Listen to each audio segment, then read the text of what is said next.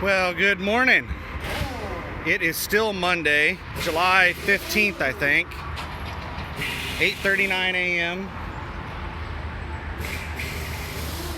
Central Daylight Time, local time here in Oklahoma City. So, we got the Uber ride, paid like $14, $13.30, $13.80 or something. Got an Uber from my house down to the shop. I apologize for the noise. You can probably hear the shop noise, and then we're right next to the interstate, which is a lot of noise. And we're getting the tire replaced right now. So it ended up costing a lot more money than I was hoping, but I'm getting a brand new tire. They said that they didn't have any used tires in that size. So they do sell used tires here, but they didn't have any in that particular size. And he checked the tread depth on the other tire that's on that end of that axle, and he said the best thing to do would be to put a trailer tire on it. And I asked him what the difference between a trailer tire and a drive tire was, and he said it's just tread depth. He said trailer tires just don't have as much tread on them, so they don't last as long. So the trailer tire is going to be very similar tread depth to my worn down drive tire. So I'll have a brand new tire on there, but it's not going to be a wasted brand new tire. If we were to put a brand new drive tire on there, it would have so much more tread depth. It would be so much taller that axle would basically just be riding on that one tire until it wore down the tread enough that the other tire would be touching. So most of the weight would be on that tire, and it would just wear down really quick. So yeah, $390 fully installed price is what they gave me. So they got me immediately into a bay. We're getting that swapped out. And then they had the mud flap here, but they didn't have like all of the mud flap stuff. They didn't have the reflector. And they recommended Fleet Pride, which is, they said it's just like a mile down the road. So what I'm going to do when I leave here is I'm going to swing by Fleet Pride and buy the mud flap, put that on. Then I'll go over to the TA and get the DOT inspection. And then after all of that, I'm going to go home and hibernate, because this has been a very stressful couple of days here, and this is going to be a full work day dealing with all this stuff. So we talked about trucking and rates and Landstar's fleet size reduction. So we'll talk about new things now. We'll just ramble about something. I'm probably going to be done here within 30 minutes. So, I mean, they're working on it pretty fast. But there is one other concern that I have. We'll talk about that real quick before we move on to rambling. Whenever I was driving with the flat tire,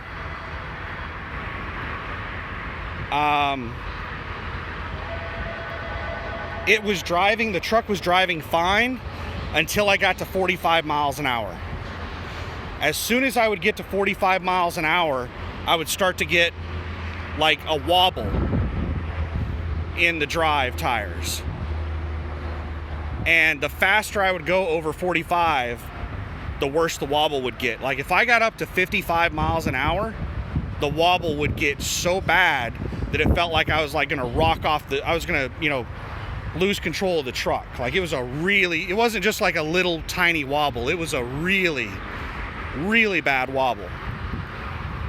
So I still have a concern right now that blowout damaged something with the suspension. I've checked it. I couldn't find anything wrong with the suspension. And I asked the tire mechanic here if a blown tire like that could cause a really bad wobble like I described. And he said, yeah, it could. So we'll see. whenever I'm driving over to Fleet Pride, if I still have a bad wobble. I really hope that I don't, because that's going to be a lot more money. I'm going to have to put it in the shop and get that diagnosed, and then have to get like thousands of dollars in repairs done. It's just, I'm really concerned about that right now. But hopefully that wobble was just because of the flat tire, because when the tire blew, it was a blowout. The tread came off, but like half the tire was still on the rim.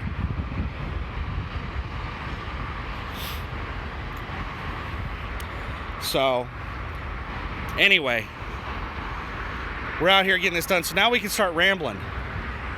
Ramblers be rambling.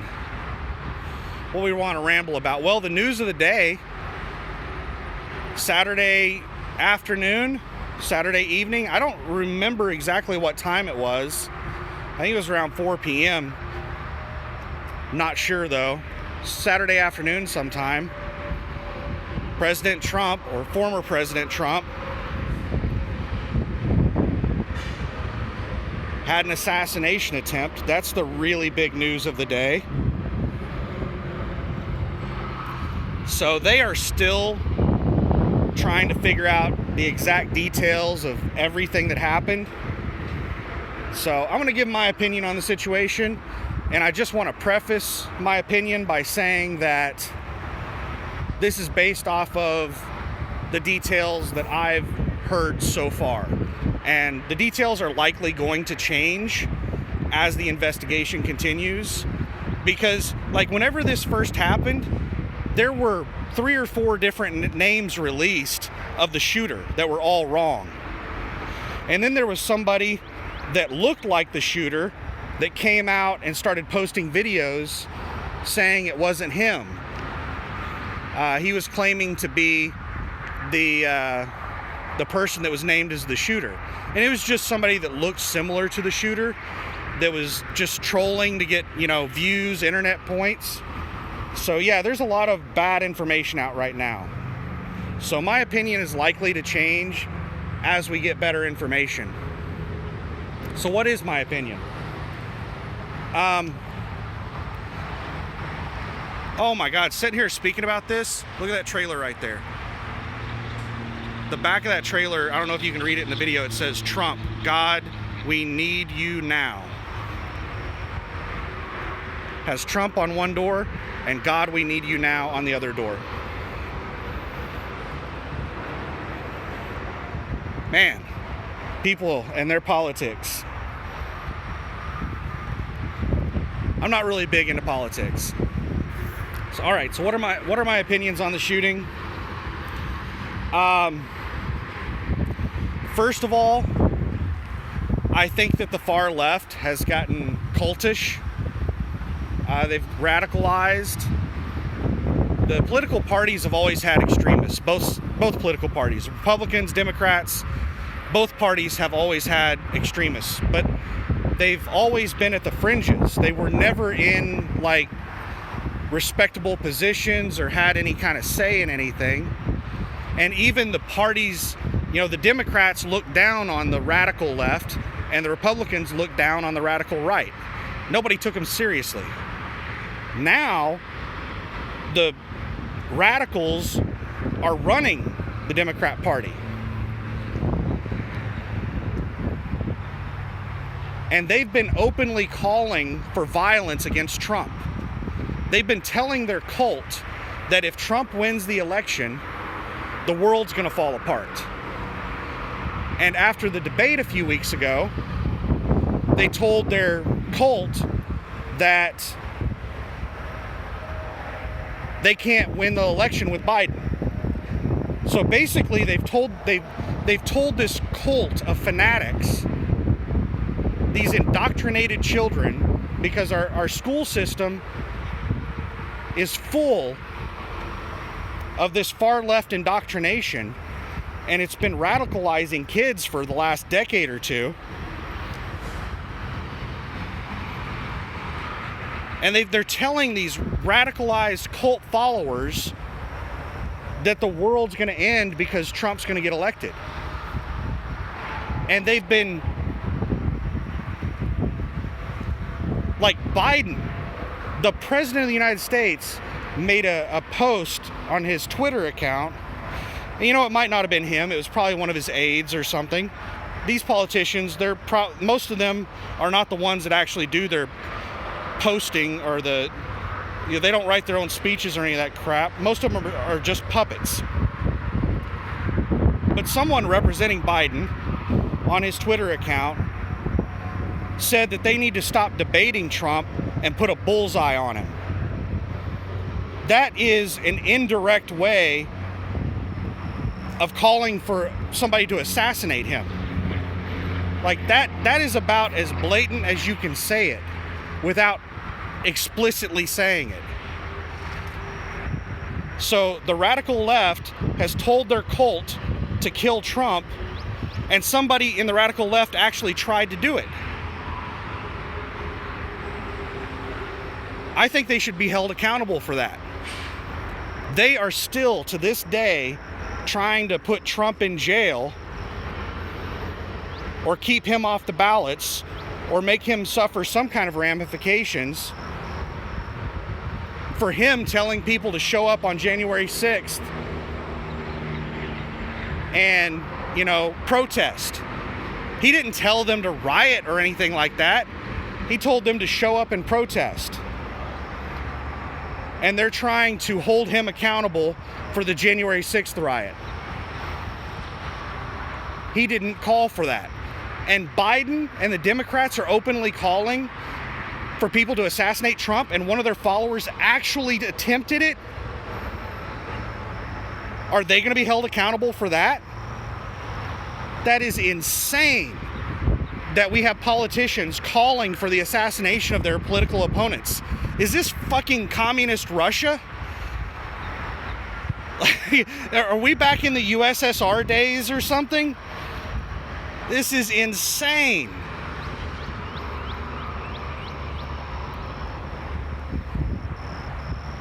So what are my thoughts on this shooter? It's some extremely far left radicalized cult member. He's a little kid. He's 20 years old.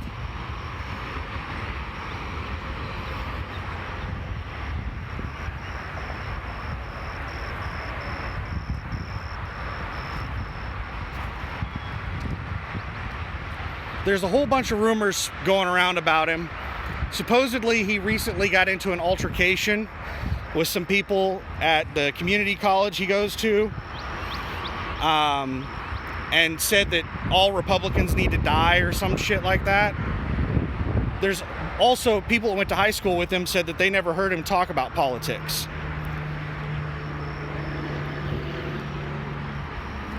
So he looks like he might be autistic or have Down syndrome or something, just from his physical appearance. But he supposedly was highly intelligent and was in advanced placement classes in high school and was a top student in those advanced placement classes, which leads me to believe he was most likely autistic. High-functioning autistic. Now, as far as his shooting ability, there's a whole lot of ridiculous conspiracy theories going around that this was all like some CIA plot, or it was, the left is claiming it didn't even happen. It's some staged event, and it's like CGI effects or something, and that the assassination never even happened. That's some crazy ass conspiracy theory right there from the left. So supposedly his freshman year of high school, he tried out for some rifle team, and he couldn't get on the team because he was such a bad shot. Well, freshman to now is a long time. He's a much better shot, apparently. But is he a good shot? No, he's not. A lot of people out there have opinions on this matter, and they don't know anything about guns. So this shot was roughly 130 yards. Times 3 is 390 feet. For a rifle, that's not very far. That's not a difficult shot. Now, if you were to take somebody who's never shot a gun before and have them try to shoot something 400 feet away, there's no way in hell they're hitting it. So yes, this person absolutely 100% practiced. But was he decent? No, he was a bad shot. Was he trained? Like, is he some CIA operative? Absolutely not. People who are trained snipers do not go for headshots because people move their head a lot and the head's a small target. They shoot center mass. Snipers shoot center mass. And he went for a headshot and he missed because Trump moved his head. The exact reason why trained snipers don't shoot for head. The only time you shoot for head is if there's some, if you need to, like if it's an armored target, or like if you don't have a body shot, you have to shoot. The headshot is not something you do unless you have to. So he was definitely not like trained by the CIA. That's ridiculous. He was not a trained sniper. He wasn't even a really good amateur marksman. If you were to take like the average person that likes to shoot guns, that goes down to the shooting range, you know, once every 3 months or so, they could have easily made that shot. Now, one thing I'm not sure of is what kind of sight he had on that weapon, and that makes a huge difference. Was he doing this with just like standard iron sights?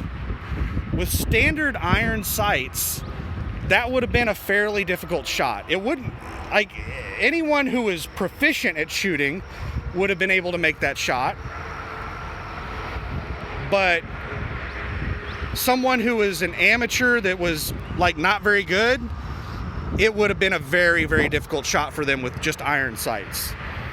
But as you get better and better sights, the shot becomes easier and easier. You take an amateur with a scope at 400 feet with a rifle, and that becomes a really easy shot. Another thing to take into consideration is the caliber of the bullet. 400 feet, if it was a 22 bullet, then 400 feet would be a difficult shot. I think this was supposedly a 5.56 or a 2.23, which 400 feet would be an easy shot for that caliber of bullet.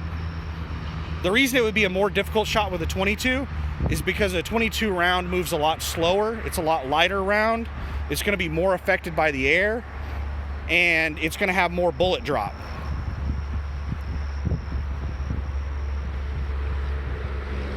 The other thing that leads me to believe that this kid didn't really know what he was doing was because of how rapidly he was firing. At 400 feet, you cannot be accurate rapid firing the weapon. And he got off, I don't know, I've heard anywhere from 3 to 8 rounds that he shot. That's something that we haven't really gotten clear information on yet. But even 3 rounds that he fired within a second or two, just a couple of seconds that he fired between 3 and 8 rounds, you cannot be accurate at 400 feet firing that fast. There's recoil on the weapon, and whenever it recoils, you have to center back on target. So, yeah, it's just, everything to me screams that this was some amateur that decided to do this, went out and bought a gun, and probably went to the shooting range maybe for 2 or 3 months before doing this, and they were a horrible shot.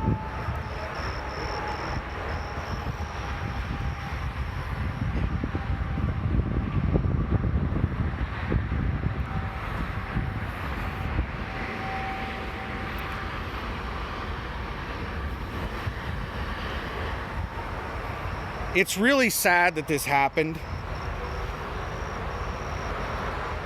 I don't advocate for any politician to be assassinated.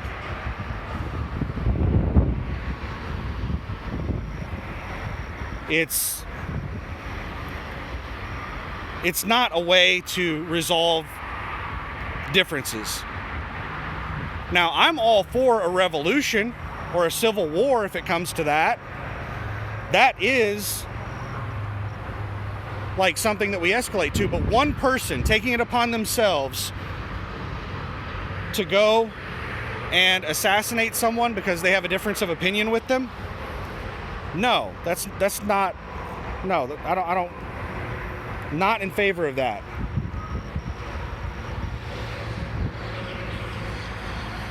And I don't think it would solve anything. Assassination doesn't really solve anything.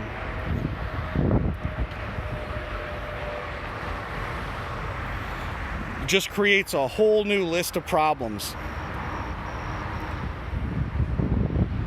So I think I'm gonna go into the store and pay up, and they'll probably be done any minute. And then I'm gonna go get my mud flap on, get my DOT inspection, and hopefully there's no drama with the DOT inspection where they try to get me to, pay for a whole bunch of shit to be done. And then I need to get the truck ready to go, get meal prep and stuff done and get out over the road as soon as possible, because I am running out of money. And just all kinds of unexpected expenses are just tearing me up. So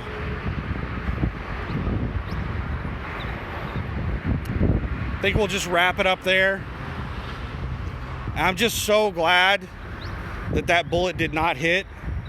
There's been a lot of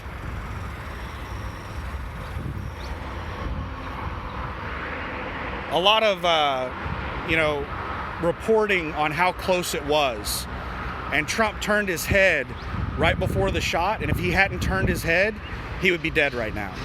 There's just like a whole list of things that happened that kept him alive. Like there was a very slight 7-mile-per-hour breeze that likely deflected the bullet by 1 or 2 inches, and this bullet was like a 1/4 to a 1/2 an inch of possibly killing him. So it's just, man, he got really, really, really, really lucky. And I don't want to comment a whole lot about the Secret Service because, we're still waiting to hear a lot of details as to what their failure was, but there was obviously a failure with the Secret Service. I don't know if they did not plan appropriately, they didn't have anyone covering that building, or if the person that was supposed to be covering that building wasn't doing their job. I don't know who failed, but there was definitely some kind of failure.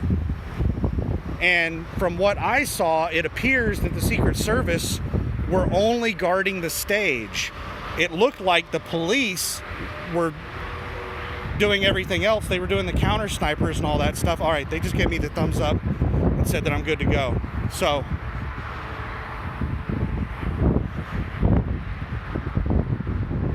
we'll just cut off my opinion right there. So hope you're having a good one.